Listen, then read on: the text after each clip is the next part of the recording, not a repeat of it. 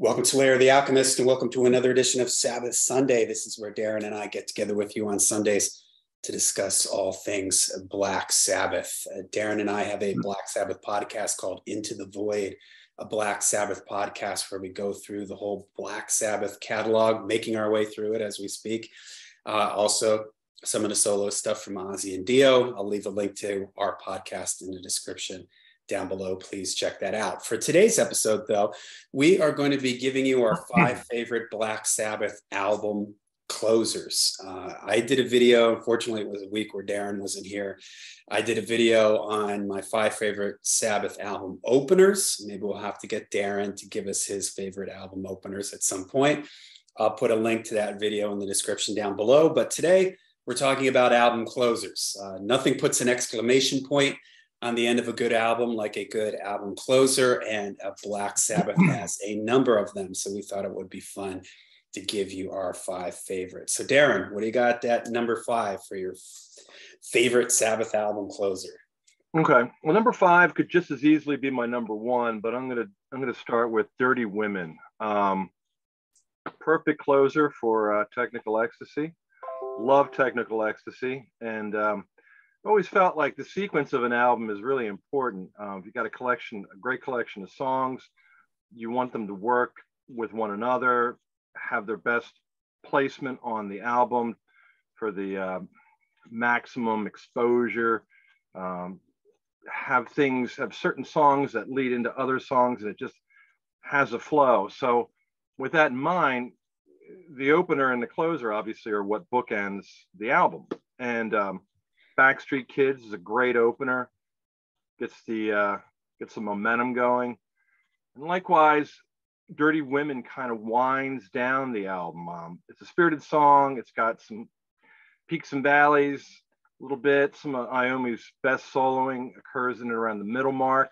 But the end of it, the way it trails off and it has the chorus, more Iommi soloing, it's really cool. It just kind of gives you the impression that the song is probably still playing somewhere in infinity. It has that fade out, and the fade out really works for this particular song. So number 5 for me is "Dirty Women."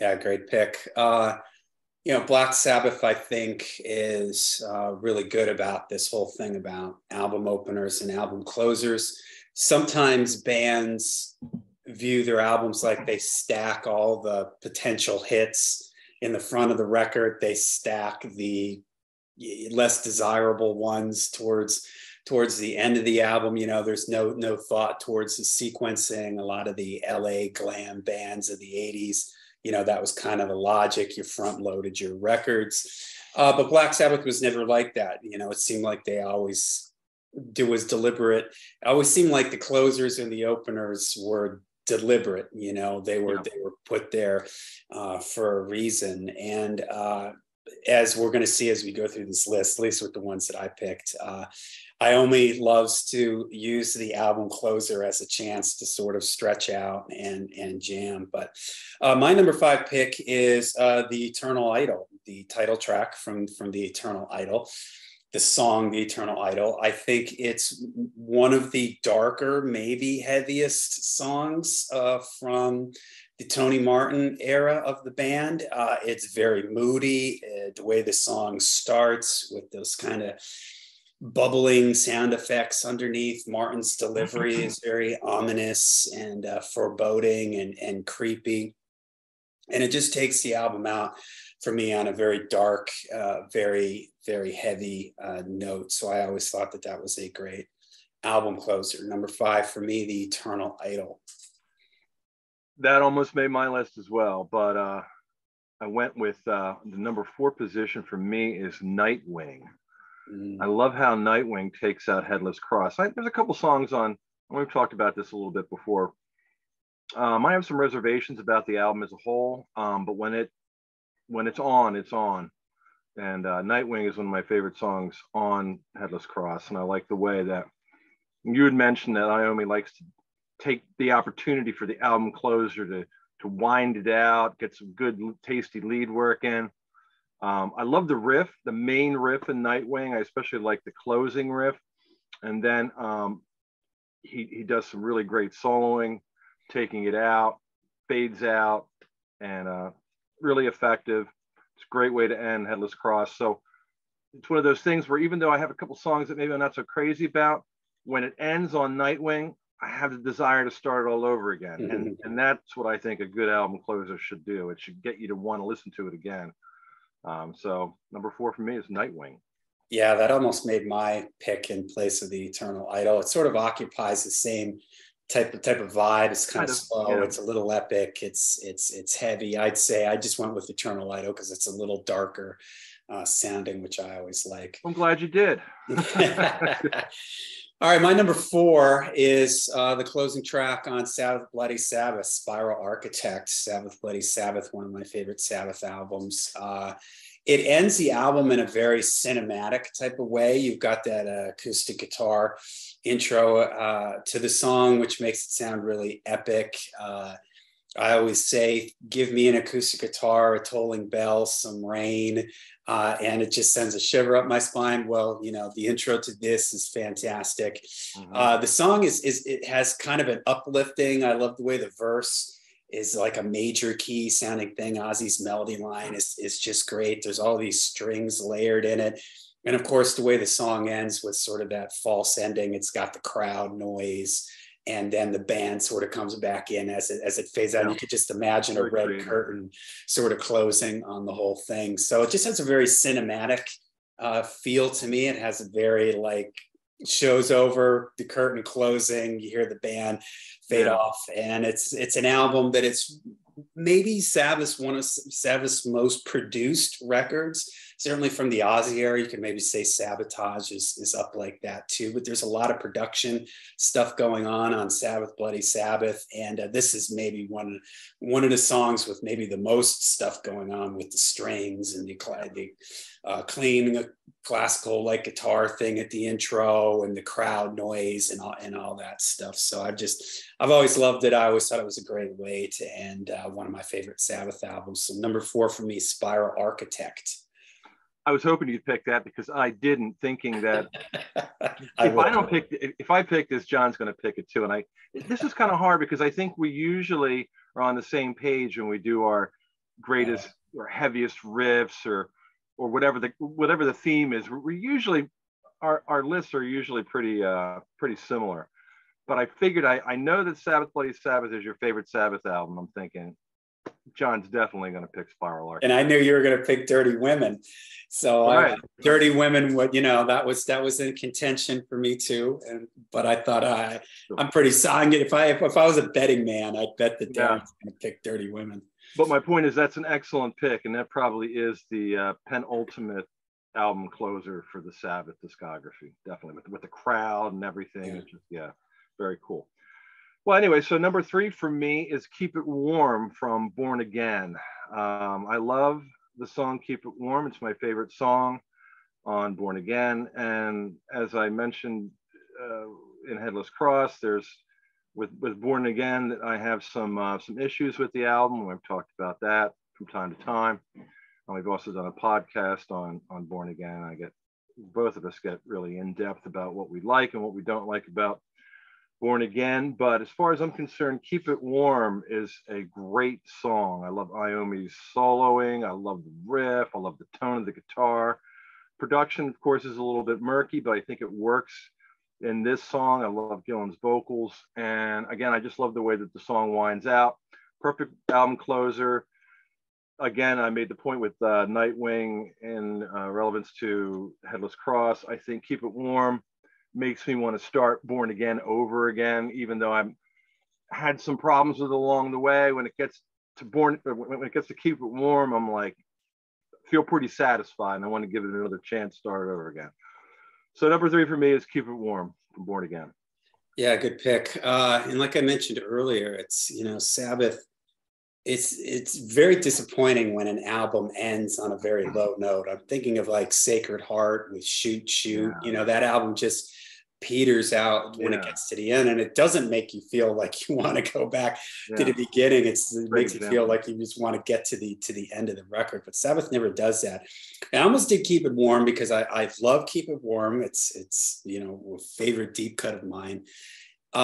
But it doesn't, it feels like that song could have been somewhere else on the record. And for me, I was going with songs that sounded like they had to be album closers, like Spiral Architect. I can't picture Spiral Architect being the third song in on the record or something. Keep It Warm, I could see that being moved around. That said, though, it's still a great album closer.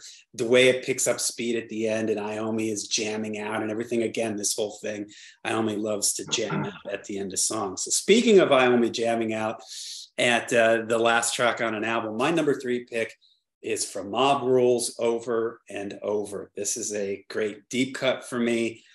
The way it grinds this album down, this main riff is like this big stone wheel just moving slowly. You know, it's got this heavy, you know, we both love Mob Rules. It's one of their heaviest albums. And this song in particular is just so grinding. It feels like it's almost moving backwards. You know, it's going so slow. This is the type of thing that Vinny Appice was born for, these kind of like big, slow, you know, drum hits, his drum sound and everything. And that the way that main riff just sort of hangs there and it's bluesy and everything, but it's got this slow, doomy, grinding feel to it. And the way the song goes out with Iommi just soloing and it gets busier and busier to it's just like he's just going completely crazy. And he like slides, I don't know, we've talked about this before, he slides up the neck and plays this crazy high note, you know, it's just like total chaos from him. You could just tell it's just live in the studio, you know, he just went for it. And yeah, it's a little sloppy at times and everything, but it's just, it's emotion, the way Ronnie keeps repeating that over and over line again and again, and the song just sort of, you know, grinds out the way that it does. I think it's just a perfect ending to one of maybe Sabbath's heaviest albums. Great pick. That's one of my picks as well. In fact, I'll do Over and Over right now at number 2. Everything you said, I agree with. It's monstrous. It's heavy. Everybody works together to just make that a great finale for a fantastic album. I mean, where can you go after you've done everything after they've done everything that they did in Mob Rules? I mean, there's so many different type of expressions in that album. The best thing, and I think the best choice they could have made, was to just go out with this incredibly heavy song, bluesy, downtrodden. It takes, Dio's lyrics are fantastic. Everything is really on point for this one, and as an album closer, I think it definitely hits the mark. So a number 2 for me. Over and Over. Yeah. And you know, you might have thought, well, something like Sign of the Southern Cross, which is a big epic highlight song, though, you know, it's like that could have closed out the album. But for me, Over and Over almost feels like or Falling Off the Edge of the World, you know, that could have been the album closer. But Over and Over for me almost feels like in a movie, the movie has ended, but then there's the last 5 minutes of the hero walking out in the sunset or the earth exploding or whatever. It's sort of like the coda. It's like falling off the edge of the world ends in this big dramatic thing. And then you have sort of this more slow, heavy. I could just picture like album credits rolling as the earth is in flames or something. You know what I mean? It's got that kind of like vibe to it. The credits are rolling and the, you know, everything has just gone bad. It's over, you know? So that's, it always felt like that to me, that it was sort of like this, just a great ending. But all right. So number 2 for me is another great ending. Let me think. The earliest one that I have on my record, Into the Void from Master of Reality. Super heavy song, super crushing. What's there to say about the song? That main riff in it is just absolutely killer. And the way the song ends on the da da da da da da da da da da da da da da da da da, and there's like a little bit of a I don't know what, a reverb or echo or something that holds out that last chord. So for me, great album, closer to another very, very heavy Sabbath album, Into the Void. You know what? I think that if Into the Void and Children of the Grave were switched, I think Children of the Grave on Master of Reality would have made a better album closer when it goes out with that. Yeah, I could hear that. Yeah. You know, I thought that was kind of, and especially when you listen to it, if you're not listening to it on vinyl, if you're listening to it on CD, there's a bit of a gap between side one and side two, ever so slightly. And I always thought, not just in reference to doing this, because I did look at Master of Reality and I'm like, yeah, I can't really say that Into the Void's a great album closer, because I always felt like that should close out side one and the album should end on Children of the Grave. But nevertheless, what you said about it, I agree. It's the way that this song ends is very cool, and it's, of course, it's a highlight on Master of Reality. So it's a good pick. Where were we? Number one? Yep. Okay. Well, so I have a number one and I have an honorable mention. Honorable mention for number one or just for the list? No, number one, and as an addendum, I have an honorable mention because this is sort of a tie, but not really, because one is probably a better number one than the other. I just want to get it in there. But anyway, my number one is Lonely Is the Word. Okay. You know, I mean, I had to do it. I couldn't sacrifice that one. Yeah, the way that it goes out with the acoustic guitar, that for a lot of the same reasons that Over and Over is a great album closer, I think Lonely Is the Word is very similar. It just has the right mood. And again, I'm going to say that there's so many different expressions and there's so many different peaks and valleys within the album. I just think that Lonely Is the Word. And, you know, it's very comparable to Over and Over. It's almost like they applied the same formula on a lot of the compositions on Mob Rules to what they did on Heaven and Hell. And Lonely Is the Word is no different. But it works. And in some ways, it may work even a little bit better. It kind of gives it that, I like to think of it as like kind of a majestic feel, like the kings and queens. It just has that classical, very, very classy, very sophisticated ending. So yeah, I think Lonely Is the Word is definitely probably one of the best Black Sabbath album closers. As my bonus number one, I'm going to go with Under the Sun. I've talked about Under the Sun all the time. I love the way it just kind of like, it's so heavy, and there's that change in the middle, that every day comes and goes part that gets the energy up, but then it comes back down again, and it's heavy. And you think, when you're listening to the song, what could make this song any heavier? Well, why don't we slow it down? Why don't we get that heavy riff and just grind it down? And it really sounds like the gears are grinding down, and it has that last riff, and it kicks in. It does that 3 times. On the 3rd time, it's just like boom, boom, boom, boom, boom, boom, boom, boom, boom, boom, boom, boom. Then it punches you in the face, and then we're out. I love that. So I mean, it's both of them, both Under the Sun and Lonely Is the Word, both great album closers, but for different reasons, and they have different vibes, but they're both really effective. And Under the Sun isn't really so much that I can see the closing credits for the album. I just see that as like, with all the weight along the way, with everything that the album presents, I just feel like that makes the final statement. And I think the statement is, this is a heavy album, and we're going to end it as heavy as we can. And they do. And so I think that really works for volume 4. For Lonely Is the Word, the majestic aspect that's so prevalent on Heaven and Hell, I think that is a very appropriate closer. So, you know, both volume 4 and Heaven and Hell are very different albums, and likewise they have very different closers. But that's my tie for number 1. Sorry, I cheated.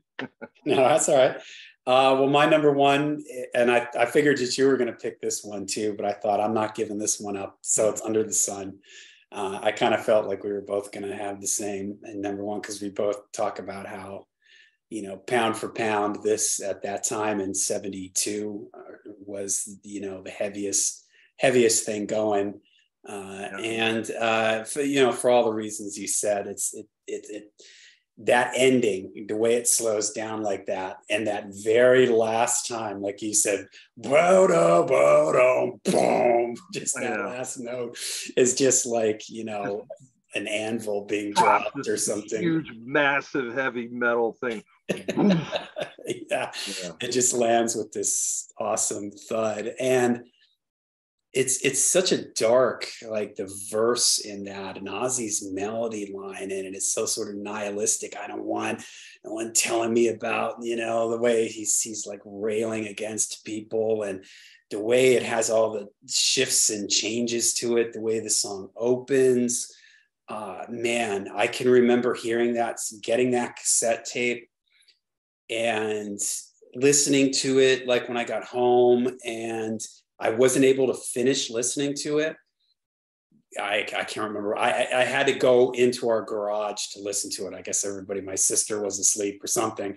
So I went into the garage to listen to side 2. And when that song came, it was cold, it was dark, it scared me. I was legitimately scared hearing that. I had never heard anything as ominous as that. I mean, I was listening to Maiden and Priest and AC/DC at that time, but none of it had that same feel to it. And Volume 4 it's an album that goes through a lot of different things. You get everything from changes and the weirdness of FX and Wheels of Confusion, and all the different Snowblind and Cornucopia and all the different stuff that it moves through. So for it to end on just that Titanic, Teutonic heaviness is just, it's just like the ultimate Sabbath laying down the gauntlet that I don't know if anybody's ever picked it up like that. And I could just imagine other bands at that time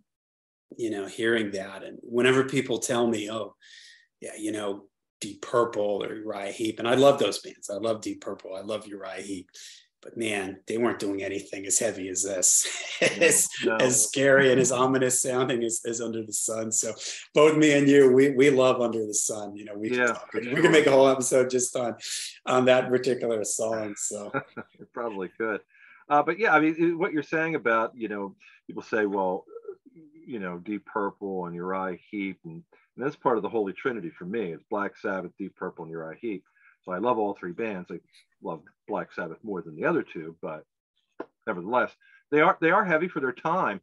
And probably about 20 or 30 years ago, I started getting into some of the obscure, heavy 70s stuff, and got really into that, and started buying as much of that stuff as I could find. A lot of it was reissues on CD. And there's a lot of heavy music out there that's very obscure, but even still, I mean, when you're talking about something like Under the Sun, or you're going back to Master of Reality, you're talking about Into the Void, I mean, there's very little that rivals the heaviness of Black Sabbath. And I think that's one of the reasons why. There's a lot of reasons. One is the songs are always well crafted for the most part. I mean, you've always got, Black Sabbath always had a great sense of melody. The lyrics were introspective. Sometimes they were thought-provoking, socially conscious at other times. But when you have these elements, but then to back it all up, or what the ace in the hole for me, and what really gave Black Sabbath their sense of individuality, was what they did with the heavy music aspect. And you can't say what they did with heavy metal, because heavy metal wasn't a thing then. In 1969, 1970, there really wasn't heavy metal. I mean, you could argue, well, some people say that Sir Lord Baltimore was the first heavy metal band. Some people will say Blue Cheer. I don't know. For my money, it's Black Sabbath. And I don't think there's any other band that rivals Black Sabbath in terms of heaviness, and that heavy guitar tone. And it isn't even just, most times it is the way the music sounds, but sometimes it's heavy in that some of the subject matter, some of the way that, I mean, Ozzy's voice is obviously very much on the higher end. And that also contributes to the heavy vibes of the music. It sounds like at times when Ozzy's singing about something that's kind of more on the depressing side, it sounds like a man on the verge of tears. Couple that with a heavy guitar, and it's like the ultimate heavy, heavy, heavy blues. And then what is heavy metal? And I think Black Sabbath established that heavy metal is essentially heavy, heavy blues rock. So yeah, and it has that feel, and you mentioned Ozzy's voice. His voice is so unique, and it does have this mournful but also scary quality to it. I remember reading Zakk Wylde saying how for laughs, when they'd be on the tour bus, they would have Ozzy, he'd bust out an acoustic guitar and they would have Ozzy sing like Jingle Bells or something. And he goes, no matter what Ozzy sings, it sounds creepy, because of that sort of tone to his voice. And it's something that, when you think back, you could say he's all right. Well, maybe he's a singer, sort of like Robert Plant. Robert Plant has that clean, high-pitched voice, but it's still Ozzy. Really, another guitar player, Steve Vai. I heard him once say about Ozzy. He goes, Ozzy's voice has its own zip code, like it just lives in its own sort of space. There's been people who have imitated him years later, but at that time in the 70s, I think it was really, really unique, his voice. So like you mentioned, all those heavy 70s stuff, and I'm into that stuff. We talk about the proto metal stuff a lot privately, and you're right. One of the things that separates it for me is I hear people that are heavy, that are loud and everything, but it doesn't have that ominous, dark feeling to it that a lot of Sabbath stuff has. And the vocalist does not have, they don't have, it's Ozzy's voice that makes these songs, that gives them that presence. Think about the song Black Sabbath, or, gosh, you could go through anything that Ozzy, sings on the sun, Into the Void, the ones we've been mentioning here. From the Ozzy era, his voice just gives it that extra quality when you add all these things up, the lyrics, the tone of Iommi's guitar, the way Bill drums. We just did our Bill Ward episode last week. When you just sort of stack all these things on top of each other, it's what adds up to Black Sabbath and one of the heaviest bands on the planet. Yeah, for sure. I mean, when you're talking about other bands that maybe share that same sort of dynamic with the higher range vocals and the heavier music, there's a couple bands that I discovered along the way some 20, 30 years ago. There's Bang, which, that very, very similar. Frank Ferrera's vocals are sort of similar to Ozzy, but the music just isn't as heavy. It's heavy in its own way, and it is bluesy, but it's not quite as heavy as Black Sabbath. And another band from Australia, Master's Apprentice, also has a higher, almost Ozzy-like vocal range on many of their songs, and the music's a little bit more varied than Black Sabbath. There's a lot of different aspects to their sound, but there's some heavy songs, and they have the heavy, bassy, loud tone. Heavy tone guitar, and then they have like the vocals that are real higher register, similar to Ozzy, but again, it doesn't quite have the same effect. And I think it's not just the register of Ozzy's voice, it's just the command that he takes when he sings. He just like pushes it out, and that's what, it's the tone of his voice, but it's the way that he delivers it. I think that is what gives him a lot of his personality. So and that mournful quality, like you mentioned, I think about his solo stuff, like Revelation, Mother Earth, Mother, please forgive them. When he sings that line, his voice is just perfectly suited for that. So. Definitely, great example of that. All right, well, there you go. There's Darren and I, our 5 favorite Black Sabbath album closers. Let us know what you think of our picks. Let us know some of your picks down in the comments below. Make sure you check out our podcast, and we will see you at the next Sabbath Sunday.